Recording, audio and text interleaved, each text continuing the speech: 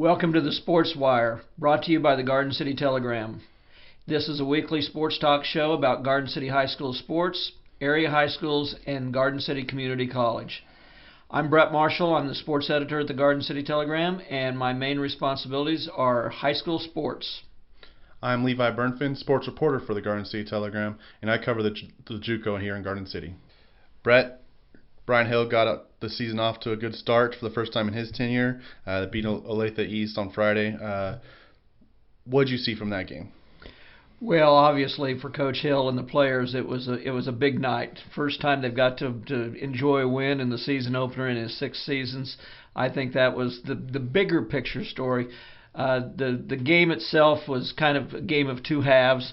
Garden got off to a really good start, led 28-6 at halftime, and kind of coasted, I think, in the second half. They played a near-perfect game in the first half, no turnovers. They did have a number of penalties. That was the only negative side of the first half. Second half, they turned the ball over 3 times, didn't score. But overall, defensively, the Garden City defense was dominant the entire game. And I thought at times the Garden City offense did a good job of running the ball. If they hadn't turned the ball over so much in the second half, I think the score could have been a lot worse. How do you think Jesse Nunez was able to kind of run the offense against the East defense? Well, again, I think Jesse showed some maturity, having being his second year, as a starting quarterback.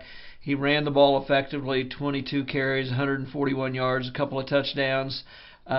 Threw the ball only 9 times, didn't throw an interception at all, and I think that's good news, for the offense.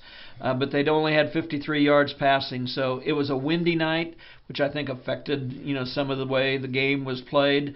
I think Coach Hill feels like if they can just eliminate the turnovers, those are coachable things that they can work on and get them fixed. And if they do that, I think they have a chance to do some special things down the road. When I was there during the first half on Friday, the defense really impressed me, especially the linebackers. Zeke Herrera and Naylor Nacones were all over the field. How did they shut down the offense? Well, I think the fact that they've run their defense against some of the other flexbone offenses that they've seen from Hutchinson and a few other teams over the years helped them prepare for an Olathe East team that's what they were doing, which was different than their offense of a year ago with a different head coach.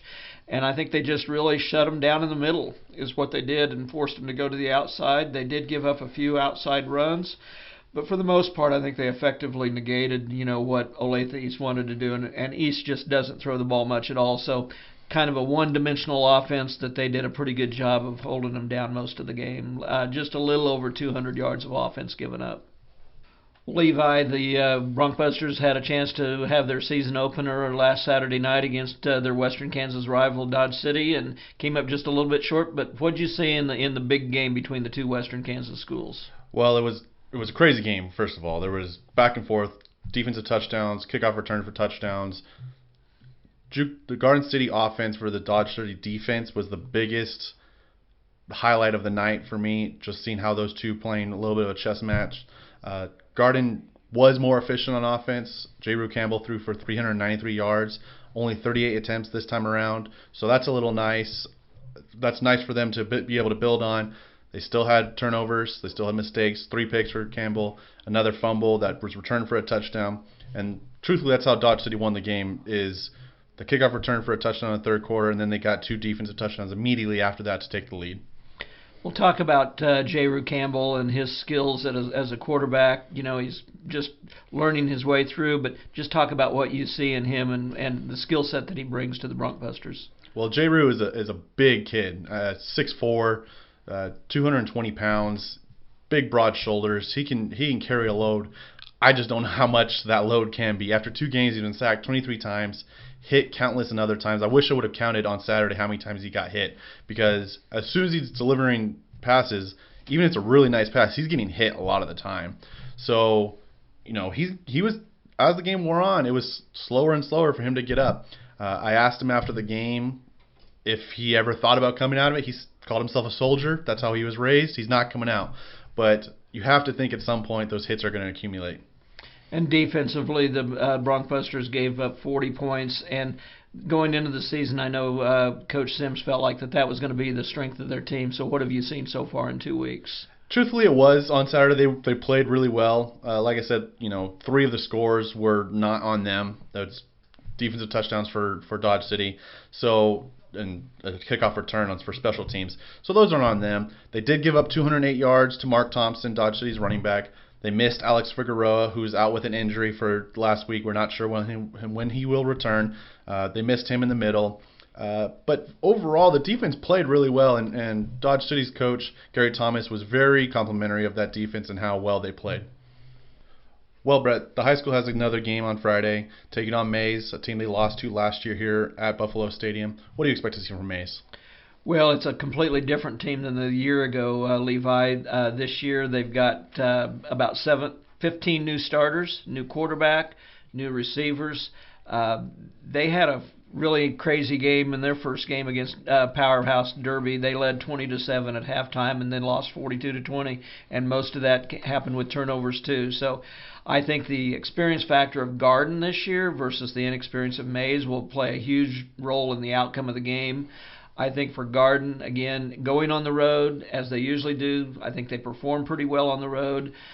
They've got to cut their number of turnovers and penalties down to have any chance, I think, of coming away. I think it's going to be a tough game, and I think it's going to be a wide-open game, as these teams have certainly done the last 2 or 3 years.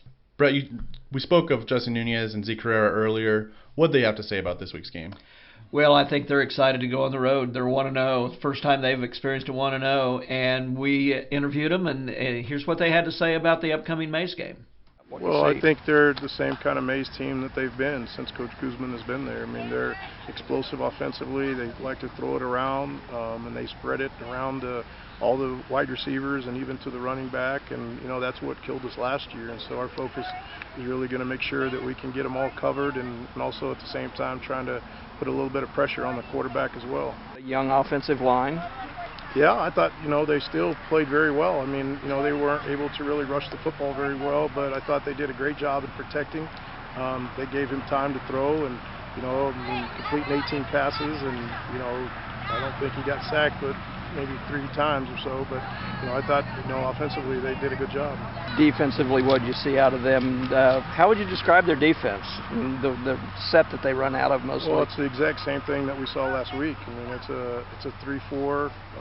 It's a kind of a stack concept that, they're going to try to bring guys from all different kinds of angles and, try to confuse us up front and, try to jam the middle. So, we've got our hands full again, but I think that, having seen what they did last week to us, that, this week hopefully we'll be up to the speed. And now you look ahead to Mays. What do you see with from the quarterback standpoint? What do you see in Mays' defense? I feel like our passing will be open a lot. Running game will be there as always, but I think what's going to help us a lot is cheap routes. So that's what I think. Against Derby, they passed the ball almost like 80% of the time.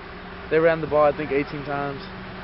And we just need all our corners to make sure they do their job, stay on their guy. And if they need to bounce it back inside so us linebackers can get to the ball faster. Kind of like going on the road and playing too, though. Even though it's a little bit of a hike. Yeah, I'm excited for football, wherever it's going to be.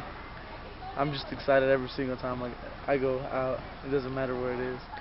Well, Levi, week 3 for the Bronc-Busters brings Ellsworth, Iowa to town. It's a 1 o'clock game rather than the traditional 7 o'clock evening game. Ellsworth took Coffeyville to the brink this past week. So tell us what you know about Ellsworth and how they face up against the Bronc-Busters. Well, first, I think it's safe to say for Ellsworth, their defense is pretty terrible. They've allowed 51 points and 49 points in back-to-back games to begin the season. Now, they got blown out by Dodge City in week 1. Last week, they lost by 1 point to Coffeyville. So there was some improvement there, and they gave a really good Coffeyville team a run for their money, like you said. So is it really the type of thing where their offense is just going to be a shootout with them every single game, or is their defense going to improve this week and maybe give Garden City a little bit of trouble? And it's a non-conference game, too, so that puts it in a little bit different light for the Bronc-Busters, too. Absolutely, and Garden City is the only Jayhawk team to start with 2 conference games, go 1-1, to get a little break from the conference schedule. But the way they're trying to build a foundation, every game is super important to them. They need wins. They need to learn how to win. Basically, Sims has said over and over again with so many freshmen, it's kind of a trying to learning process how to win each and every week against teams. Even if Ellsworth's defense is bad, their offense is really good, so you can get beat really easily by that team. Brett, on Friday, Holcomb got their season off to a really good start, routing a good Cimarron team. What would you see in that game? Well, just from the reporting from Kevin Thompson, who covered the game for us, Holcomb got off to a little bit of a slow start, had a big second quarter, led 35-0 at halftime, and then ended up winning the game 48-8. So I think a great start for the Longhorns. They're experienced. They showed that they are back and for real again this year. I think Coach Teeter was pleased in many different phases of the game. They created a bunch of turnovers on defense that led to some touchdowns. And I think, again, a very positive, start for the Longhorns, and I think gives them a lot of confidence to build on for the coming season. Yeah, they scored 4 touchdowns in 5 minutes, I think, in between the first and the second quarters. They really, when they scored quickly. Well, I think that's typical of their offense. I mean, they like to throw the ball. They run the spread. They've got experience at quarterback with Trey Teeter. They've got wide receivers and running backs all over the place. They're a quick strike offense, and I think that's the way Coach Teeter likes to play. By the way, you can find Holcomb and Goodland. They're playing this Friday as well. What are some of the other top area games? Well, the Meade Buffaloes, top-ranked team in Class 2-1A, is at Lakin, which got off to a big start against Syracuse last week. So that could be a game that provides some interest to area fans. But, Holcomb's on the road at Goodland. That's always a knockdown drag-out. That's Coach Teeter's former team. So I'm sure the Goodland Cowboys are looking, forward to playing them on their home field. And then Ulysses goes to Hugoton, another top matchup in the Great West Activities Conference. Scott City's at home against Colby. And the Buckland Red Aces are at the Ingalls Bulldogs, and so that'll be one of the highlight 8-man games in the area. And we are planning to have photo galleries of both the Ingalls-Buckland game and the Cimarron-Stanton County game from Cimarron. I'm sports reporter Levi Burnfin. And I'm Brett Marshall, the sports editor. And you've been watching The Sports Wire, brought to you by the Garden City Telegram. Watch every week on Thursdays at 5 p.m.